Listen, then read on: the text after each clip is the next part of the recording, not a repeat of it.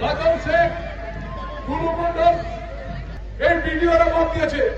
আমি বলতে চাইছি এখানকার এইবারে ভোট দুষ্কৃতীদেরকে নয়, এইবারে ভোট যে যে তুলে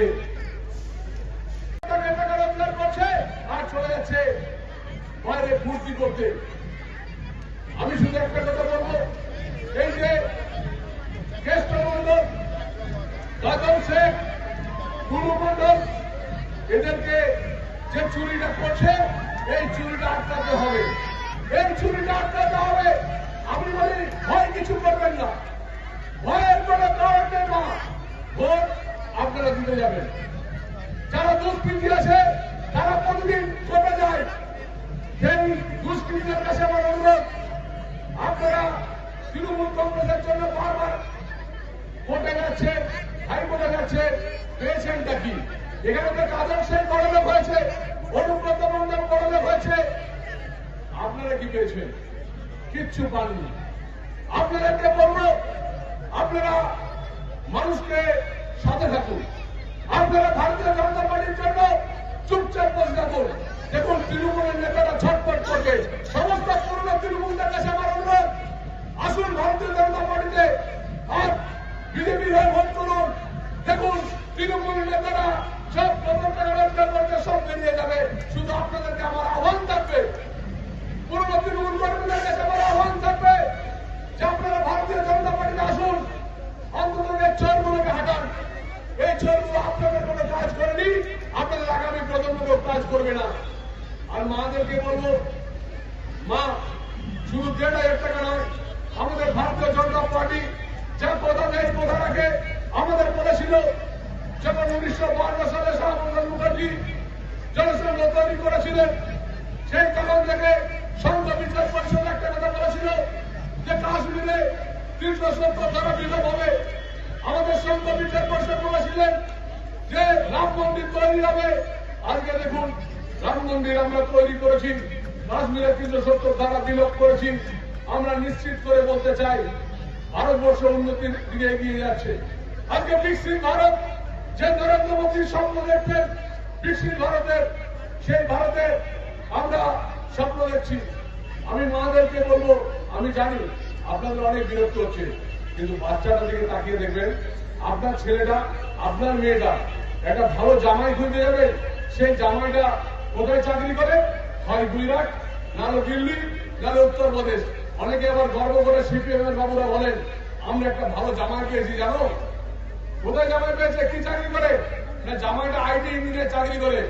কোথায় চাকরি করে? না ও তো ব্যাঙ্গালোরে করে, ও তো দিল্লির নয়ডাতে করে, ও তো গুজরাটে করে।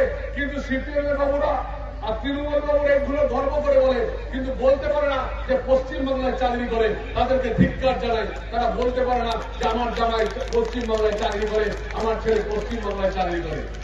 বন্ধ করে দিচ্ছে, মানুষগুলো ভেঙে দিচ্ছে। অনুব্রত তো এই সমাজের একটা কীট, সমাজের একটা কলঙ্ক। নিজের মেয়েকে নিয়ে জেলে যায়, আবার তৃণমূলে সে নাচ গান করে, আবার বলে কিনা তৃণমূল তৃণমূল। আমি অনুব্রতবাবু বলতে চাই, সমাজে আপনার লজ্জা লাগে না? আপনি নিজের মেয়েকে সঙ্গে নিয়ে জেলে যাচ্ছেন, এটা আনন্দের? আপনাকে এত বড় তৃণমূল কংগ্রেসের যারা অভিষেক বন্দ্যোপাধ্যায়ের কাছের লোক, তারা কেউ জেলে যায়নি। আপনাকে যদি কেউ জেলে পাঠিয়েছে তো অভিষেক বন্দ্যোপাধ্যায় পাঠিয়েছে, এটা আমি জোর গলায় বলতে পারি। মনের ঘটক জেলে যায়নি অভিষেকের লোক বলে। আমি অনুব্রতকে একটা কথা বারবার বলছি, আপনাকে এই ভোটে ব্যবহার করবে তৃণমূল কংগ্রেস। আপনাকে যদি কেউ জেলে পাঠিয়েছে তো অভিষেক বন্দ্যোপাধ্যায় পাঠিয়েছে, অন্য কেউ নয়, অন্য কেউ নয়, অন্য কেউ নয়। পার্থ চট্টোপাধ্যায়ের যে টাকাটা ছিল সেটা কালীঘাট থেকে খবর দিয়েছে এখানে টাকা আছে তার বান্ধবীর কাছে। এটা অভিষেক বন্দ্যোপাধ্যায়ের অফিস থেকে হয়েছে, এটা অভিষেক বন্দ্যোপাধ্যায়ের অফিস থেকে হয়েছে।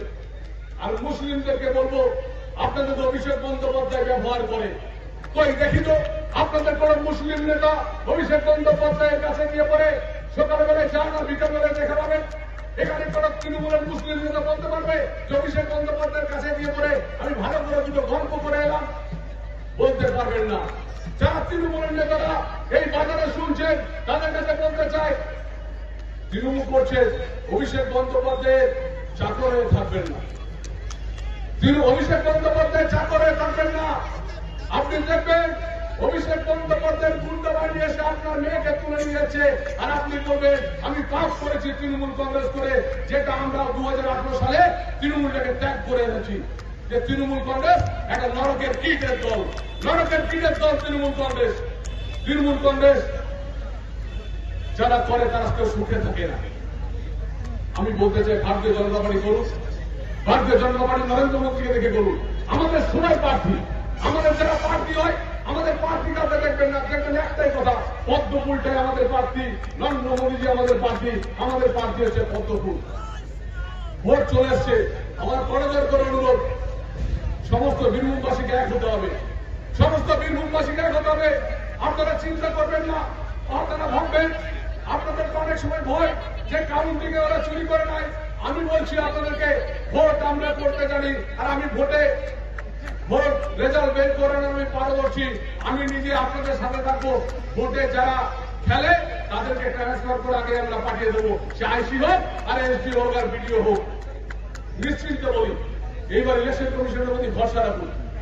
ইলেকশন কমিশনের যারা যারা নাম বাদ দিয়েছে, এই জেলা শাসকরা বাদ দিয়েছে, এই বিডিওরা বাদ দিয়েছে। আমি বলতে চাইছি এখানকার যারা মুসলিম ভাইরা আছে তাদেরকে জিজ্ঞেস করতে চাই, আপনারা ফোনটা কার কাছে দিয়েছিলেন? বিএলওটা কারা ছিল? তৃণমূলের নেতা। এসডিওটা কে ছিল? রাজ্য সরকারের কর্মচারী। বিডিও কে ছিল? রাজ্য সরকারের কর্মচারী। ওরা কি বিজেপির নেতার কথা শুনে না তৃণমূলের কথা শুনে? যদি অরিজিনাল কোন নাম বাদ দিয়ে থাকে, তৃণমূল কংগ্রেস বাদ দিয়েছে, তৃণমূল কংগ্রেস বাদ দিয়েছে এবং তৃণমূলের আধিকারিকরা বাদ দিয়েছে। আমি আবার বলি, সন্ধে হলো, বাড়ি ফিরে যান। বাড়ি ফিরে গিয়ে উলু দেবেন, বাড়ি ফিরে গিয়ে শাক বাজাবেন, বাড়ি ফিরে গিয়ে প্রদীপ জ্বালাবেন। শুধু প্রদীপ জ্বালিয়ে এটাই অঙ্গীকার করুন, এইবারে ভোট তৃণমূল কংগ্রেসকে না, এইবারে ভোট নরককে নয়, এইবারে ভোট দুষ্কৃতীদেরকে নয়, এইবারে ভোট যে ফুলে